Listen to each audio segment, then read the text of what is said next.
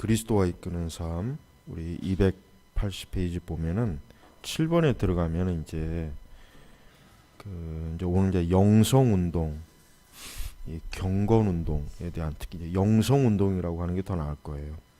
이 영성 운동이 참 많은 그 교회들에서 지금 그냥 하여튼 어떤 식으로든 해요. 뭐 영성 생활, 뭐 영성 믿음, 뭐 영성 신앙, 뭐 영성 신학, 뭐 다 많습니다. 근데 사실은 이 모든 뿌리는 로마 천주교 카톨릭에서 온 거예요. 카톨릭의 그 수도원 적인 그러한 그 배경을 다 가지고 있어요. 사실은 우리 기독교, 우리 개신교는 이 영성 운동이니 뭐 이런 특히 영성이란 말 자체를 전혀 뭐 사실은 안 쓰는 게 좋아요. 안 쓰는 게. 우리 기독교 개신교는 전통적으로 무슨 용어를 썼습니까? 경건이란 말을 썼어요. 경건. 우리는 경건 생활, 또 경건 신앙이지 영성 신앙, 영성 생활이라고 하는 것은 이거는 결국 여러분 어떠한 용어나 단어라고 하는 것이 무시를 못 해요. 용어나 단어라고 하는 것은 그 속에 어떠한 정신이나 철학이 들어가 있단 말이에요. 그러니까 용어를 잘 써야 돼요. 용어를 우리가 뭐 용어야 아무거나 쓰면 어떻습니까? 하는데 그렇지 않습니다. 여러분 우리가 개신교가 카톨릭 용어를 쓰면 좋겠어요? 전혀 안 좋죠. 우리가 불교 용어 쓰면 좋겠습니까? 당연히 안 되죠. 마찬가지예요. 그러니까 우리가 이제 이런 우리 특별히 이제 우리 개혁교회 또 우리 개신교는 경건한 삶에 대한 그 우리 믿음의 우리 역사 속에서 나타났던 믿음의 선조들뿐만 아니라 우리가 성경적으로 경건한 신앙에 대해서 우리가 중요하게 여겨야지. 영성 신앙, 어떤 개인 그러니까 뭐 여기서 나오지만은 어떤 자기 개인의 내적인 영혼에서부터 뭔가 하나님과 만나고자 하는 거, 하나님과 일체감이 되고자 하는 거, 하나님과 직접적으로 더 나쁜 건 아직 하나님과 직접적으로 만나고자 하는 거. 이게 신비죠, 신비인지. 로마 천주교는 이게 아주 지독하게 역사가 깊기 때문에 이런 영성 운동을 하게 되면 이런 것들이 다 빨려 들어오게 돼 있어요. 그래서 조심해야 돼. 그러니까 아예 하지 말아야지. 우리가 이것도 뭐 다 하나님 믿는 신앙생활인데 뭐 어떠냐라고 하면은 그러나 그 속에는 굉장히 큰 오류들이 많기 때문에 진짜 참 위험합니다. 신앙 위험해요. 그래서 우리는 어떤 형태로든지 로마 카톨릭적인 거, 관상기도, 그다음에 리처드 포스터가 주로 전파하는 뭐 영성훈련, 이런, 그다음에 이제 오스왈드 챔버스 같은 분도 역시 그런 경향이 좀 강하죠. 그러니까 이런 것들을 우리가 잘 주의하고 실제 기독교 신앙, 실제 경건 신앙이 뭔가라고 하는 것은 칼빈의 기독교 강요만 읽어도 거기에 다 아주 굉장히 풍요하게 나와 있어요. 또 뭐 이제 청교도들이 얼마나 이 경건한 신앙에 대한 경건한 삶에 대한 걸 굉장히 많은 것들을 그 저작들을 우리에게 줬지 않습니까? 그런 걸 거기에다 우리가 그곳에서 우리가 이제 우리의 경건한 신앙을 찾으면 어떤 재료를 찾으면 되지. 왜 우리가 뭐 아빌레 테레사라든가 퀘이커 교도들이라든가 그다음에 헨리 나운이라든가 왜 이런 그 잡다한 부류들 아주 그 해롭고 정말 그런 사람들 참 위험한 사람들이에요, 진짜. 그러니까 정말 주의해야 됩니다. 주의해야 됩니다.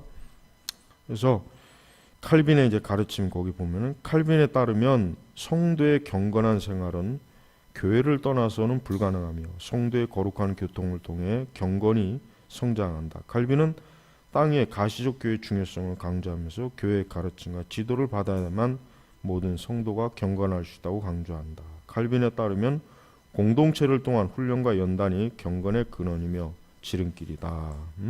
그 다음에 그러면서 그는 제세례파 광신주의자들의 주장을 반박했고 스스로 광신적 신비전 체험을 강조하면서 교회의 공적 예배 혹은 교육과 제도적 땅의 교회를 무시한 그러한 세력들을 이제 주의한 거죠.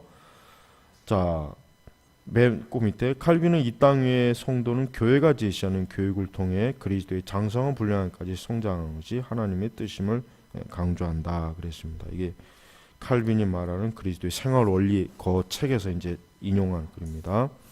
그러니까 우리가 경건한 신앙생활을 할 때는 경건한 신앙생활이라고 하는 것은 어떤 수도원적인 어떤 개인의 경건주의에 너무 심취하면은 위험하니까 어때요? 교회의 바른 교리적 설교와 교육을 잘 따르면은 그것이 바로 바른 신앙의 길로 갈 수 있다는 그런 것들입니다. 우리나라 교회가 한국 교회는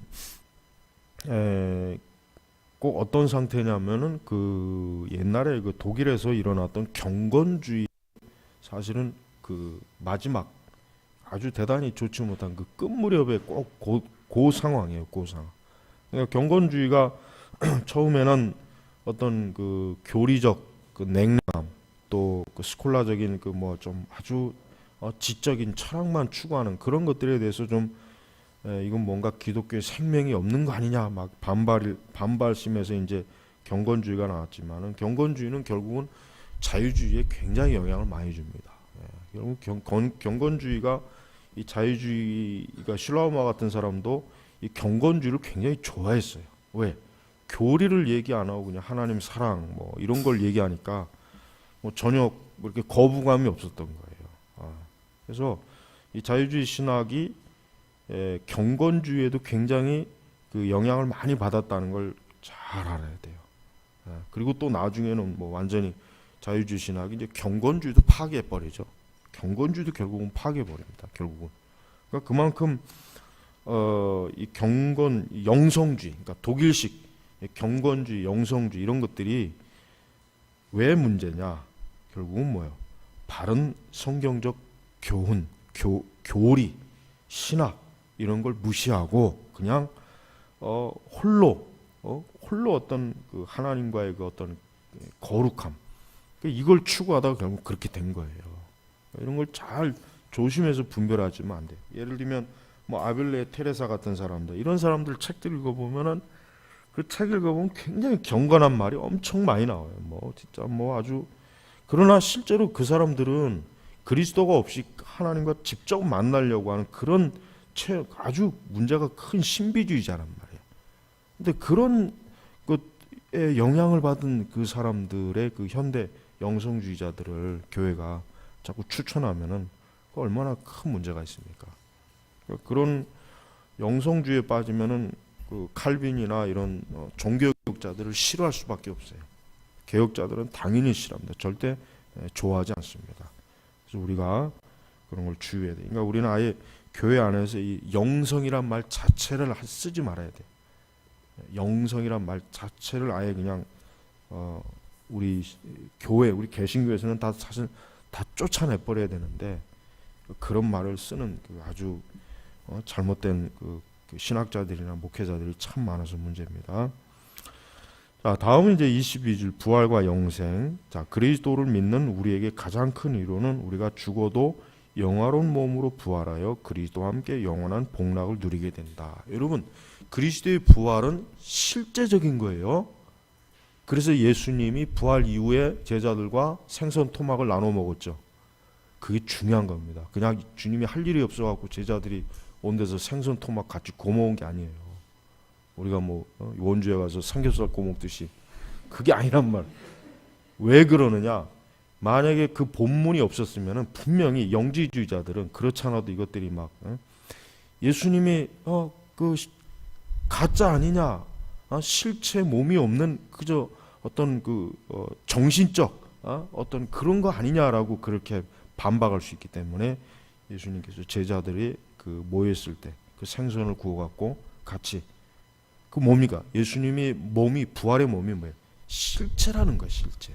절대 부활의 몸을 뭐 어떤 영적, 뭐 어떤 뭐 에너지 아주 이상한 방식으로 표현하는 사람들이 많이 있거든요. 아닙니다. 예수님 몸은 실체. 그러니까 우리가 부활의 몸이라고 하는 것은 그냥 뭐 무슨 영화 속의 귀신이나 유령처럼 그냥 막 뭐든지 다 그런 그게 아니라 실제로 우리의 몸은 그때 부활의 몸은 우리가 지금 이 보는 몸 이상으로 더 확실한 명확한 실체가 있다는 걸 알아야 돼요. 그게 중요한 것입니다. 그래서 이 몸이 다시 사는 것은 왜 중요해? 왜 위로를 주냐? 당연히 위로가 되죠. 왜냐? 많은 사람들이 죽음은 이제 그것이 끝이다.